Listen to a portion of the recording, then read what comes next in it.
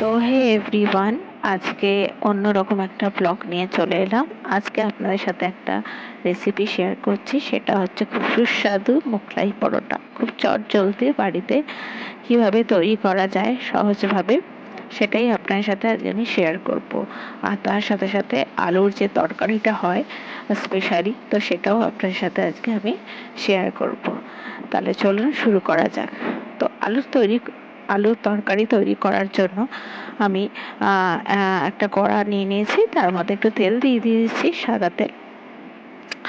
তো এবার আমি আলুটাকে একটু ছোট ছোট করে কিউব কিউব করে কেটে হালকা জলে একটু সেদ্ধ করে রেখেছি নুন আর হলুদ দিয়ে। আর এই তরকারি করার জন্য আমি একটু পেঁয়াজ কুচি দিয়ে দিলাম কড়ার মধ্যে। প্রথমে পেঁয়াজটা একটু ভাজা ভাজা হয়ে এলে, একটু লাল লাল হয়ে এলে, তারপরে ওই আলুগুলো যে সিদ্ধ করে আমি রেখেছিলাম, হালকা জাস্ট ভাপিয়ে নিয়েছিলাম, তো সেগুলো দিয়ে দিলাম। দিয়ে ভালো করে নাড়াচাড়া করে নেবো। তো একটু ভালো করে আলুটা ভাজা ভাজা হয়ে এলে তারপর এর মধ্যে একটু সামান্য একটু নুন দেবো। যেহেতু আমি সিদ্ধ করার সময় আলুটাকে তো সামান্য একটু নুন দিয়ে সিদ্ধ করেছিলাম, তো সেই জন্যই আমি একটু অল্প সামান্য নুন দেবো। আর যেহেতু একটু সস ইউজ করব বলে, তো সেই জন্যে পরিমাণ মতো নুনটা দেবো, যাতে বেশি না হয়ে যায়। তা সামান্য আর একটু হলুদ দেবো, আর একটু লঙ্কা গুঁড়ো দিলাম। দিয়ে ভালো করে নাড়িয়ে নেবো। ভালো করে ভাজা হয়ে এলে, আর বেশিক্ষণ ভাজতে লাগবে না, আর আলুর তরকারিটা কোনো জল অ্যাড হবে না, যেহেতু আমি আলুটাকে আগে থেকে সিদ্ধ করে রেখেছি বলে। তো এটা মোটামুটি গলেই গেছে, তো পুরো মাখো মাখো তরকারিটা হবে। তো এবার আমি এর মধ্যে একটু চিলি সস সামান্য একটু, আর সামান্য একটু টমেটো সস দিয়ে দেবো। দিয়ে ভালো করে নাড়িয়ে একটু ভাজা ভাজা হয়ে এলে, মানে ভাজা ভাজা না, পুরোটাই ভাজা ভাজা হয়ে এলে একদম তেল হালকা হালকা ছেড়ে দেবে, কড়ার মধ্যে হালকা হালকা একটু লেগে যাবে, তাহলে তৈরি হয়ে যাবে মোগলাই পরোটার সাথে যে আলুর তরকারি থাকে সেই তরকারিটা। আর নামানোর আগে আমি একটু চিকেন মশলা ওপর থেকে একটু দিয়ে দেবো, তাহলে একটু টেস্টটা অন্যরকম হবে। এটা অপশনাল, মানে আমার ভালো লাগছে সেই জন্যই আমি দিলাম। এটা আপনারা চাইলে দিতেও পারেন, নাও দিতে পারেন। তো এবার ভাজা ভাজা হয়ে এসে এবার আমি নামিয়ে নেবো। এই দেখুন তরকারিটা একদম রেডি, একদম পারফেক্ট মোগলাই পরোটার সাথে যে তরকারি হয়, তো সেটাই অসাধারণ টেস্টও হয়েছে। তো এবার মোগলাই পরোটাটা বানানোর জন্য আমার যা যা উপকরণ লাগবে সেগুলো এটা হচ্ছে চিকেন কিমা করে নিয়ে এসেছি একদম দোকান থেকে। এটা মোটামুটি 250 গ্রাম মতো চিকেন নিয়েছি। আপনারা যতটা নেবেন তো সেই অনুযায়ী পুরো কিমা করে রাখা আছে। আর এই যে পেঁয়াজ কুচি একদম মিহি করে কুচিয়ে নিয়েছি, আর এটা টমেটো আর কাঁচা লঙ্কা একসাথে কুচিয়ে নিয়েছি। চাইলে আপনারা পেস্টও দিতে পারেন। আর কাঁচা লঙ্কা রেখেছি কাঁচা দেওয়ার জন্য ছোট ছোট করে কাটায়। আর ডিম দুটো নিয়েছি। আর এটা হচ্ছে জিরে গুঁড়ো, গরম মশলা গুঁড়ো, আর লঙ্কা গুঁড়ো, আর হলুদ গুঁড়ো, আর নুন আর চিনি তো স্বাদ মতো লাগবেই। তাহলে চলুন শুরু করা যাক স্টাফিংটা। তো কড়াই তেল দিয়ে দিয়েছি, সাদা তেল অল্প সামান্য। এবার এর মধ্যে আমি পেঁয়াজটা দিয়ে দেবো। তো আমি পুরোটা পেঁয়াজ এটা দেবো না, এটা আবার স্টাফিংয়ের জন্য একটু কিছু কাঁচা পেঁয়াজও লাগবে। তো আমি অর্ধেকটা মতো পেঁয়াজ দিয়ে দেবো। পেঁয়াজটা ভাজা ভাজা একটু লাল লাল হয়ে আসবে, তো এর মধ্যে আমি একটু চিনি অ্যাড করব। চিনিটা অপশনাল, আমি জাস্ট একটু পেঁয়াজটা লাল হওয়ার জন্য সামান্য এক চিমটে চিনি আমি এর মধ্যে অ্যাড করছি। তো এবার ভালো করে ভেজে নিয়ে তারপর এর মধ্যে টমেটো আর কাঁচা লঙ্কা যেটা কুচিয়ে রেখেছি সেটা দিয়ে দেবো। দিয়ে ভালো করে নাড়িয়ে নেবো কড়ার মধ্যে।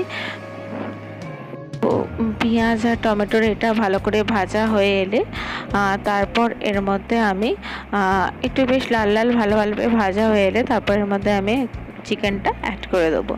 চিকেনটা দিয়ে ভালো করে নাড়াচাড়া করতে হবে, এর মধ্যে কোনো জল অ্যাড হবে না। অল্প আঁচটা কমিয়ে দিয়ে ভালো করে ভাজতে হবে। দিলে চিকেনটাতে কোনো জল হবে না, জল অ্যাড করতে লাগবে না, মানে ভাজা ভাজা হয়ে যাবে। তো ভালো করে আমি এটাকে নাড়িয়ে নিচ্ছি। এরপর এর মধ্যে সামান্য একটু নুন দিয়ে দেবো, অল্প অল্প জাস্ট একটু নুন দিয়ে দেবো, দিয়ে ভালো করে আবার নাড়িয়ে নেবো। তারপর এর মধ্যে সমস্ত যে মশলাগুলো দেখালাম, হলুদ গুঁড়ো, লঙ্কা গুঁড়ো, জিরে গুঁড়ো আর গরম মশলাগুলো সব একসাথে দিয়ে দেবো। দিয়ে ভালো করে চিকেনটাকে আঁচটা কমিয়ে দিয়ে একদম লো ফ্লেমে করে ভালো করে ভাজবো। কেন হাই ফ্লেমে করে দিলে চিকেন মানে পুড়ে যাবে, অথচ চিকেনটা কাঁচা কাঁচা থেকে যাবে। তো সেই জন্য কমিয়ে দিয়ে প্রায় 10 থেকে 15 মিনিট ভালো করে ভাজবো। তারপর দেখুন আমার মোটামুটি ভাজা হয়ে এসছে, আর পুরো হয়ে গেছে, একদম কমপ্লিট ভাজা হয়ে গেছে। এবার আমি নামিয়ে নেব। আর এই দেখুন এরকম দেখতে হয়েছে স্টাফিংটা, এরকম ধরনের। এবার আমি যে পরোটাটা করার জন্য ময়দাটাকে আমি প্রায় 2 ঘন্টা মতো মেখে রেখেছি। যত ভালোভাবে রাখা থাকবে ততই ভালো মেখে। তো আমি জাস্ট একটু নুন আর একটু হোয়াইট অয়েল মানে সাদা তেল দিয়ে ভালো করে মেখে রেখেছিলাম। আর দেখুন এরকম নরম, আর একটু আমি হাত দিয়ে মেখে নিচ্ছি, ব্যাস। এবার এবার যে স্টাফিংটা আছে সেটার মধ্যে আমি এবার ডিমটাকে অ্যাড করব।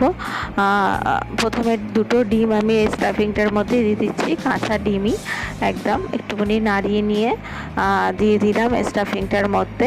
এবার এর মধ্যে একটু কাঁচা পেঁয়াজ আর কাঁচা লঙ্কা দিয়ে ভালো করে মাখিয়ে নেবো এরকম কাঁচা অবস্থাতেই। ভালো করে এর মধ্যে আর কোনো কিছু অ্যাড হবে না, ব্যাস এরমভাবে ভালো করে মাখিয়ে নেবো। তো স্টাফিংটার মধ্যে পেঁয়াজ দিয়ে দিলাম, দিয়ে ভালো করে দেখুন মাখানো আমার মোটামুটি কমপ্লিট হয়ে গেছে। এবার এরমভাবে রেখে দেবো। রেখে দিয়ে তারপরে এবার লেচিগুলো করব। লেচিগুলো করার জন্য আমি এরকম সিঙ্কের ওপরই আমি বেলবো, যেহেতু অনেকটা বড় ফেলা মানে একদম বেলতে হবে। তো সেই জন্য কোনো চাকির মধ্যে মানে বেলেন চাকির মধ্যে আমি বেলছি না, এর মধ্যে একটু শুকনো আটা নিয়ে নেবো। এই সিঙ্কটা আমার খুবই পরিষ্কার। আর তো আমি এরকম আটা নিয়ে নেবো শুকনো, তারপর এরকম বেলবো, তাতে সুবিধা হবে তুলতে। তো একদম পাতলা করে একদম সমানভাবে এরকমভাবে বেলতে হবে, পুরো একদম যাতে পাতলা, কোনো দিকে মোটা না থাকে। মোটা হলে খেতে ভালো হবে না, তাহলে কি মানে একদম মোটা বিশ্রী লাগবে খেতে।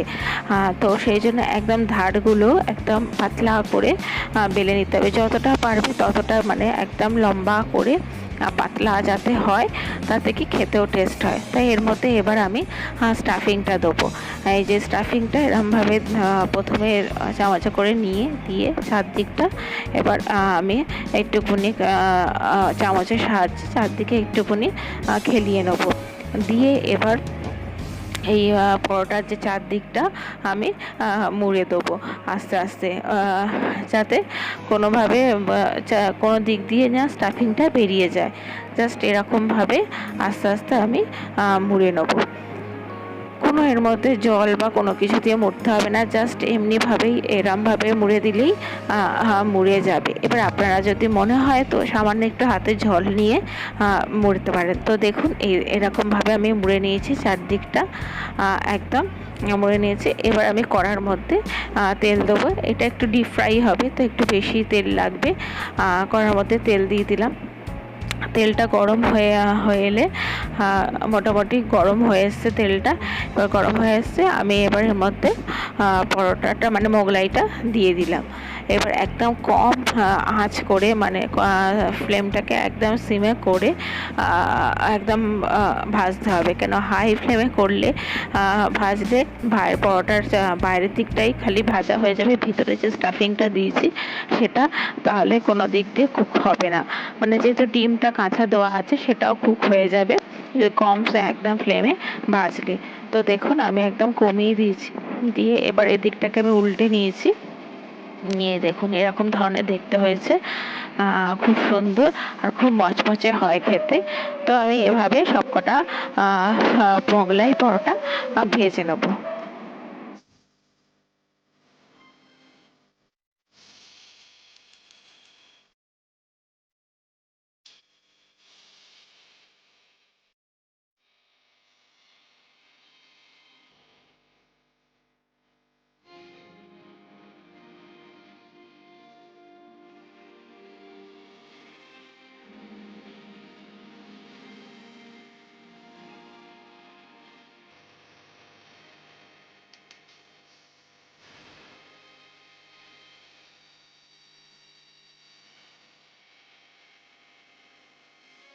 তো আমার সবকটা পরোটা ভাজা হয়ে গেছে।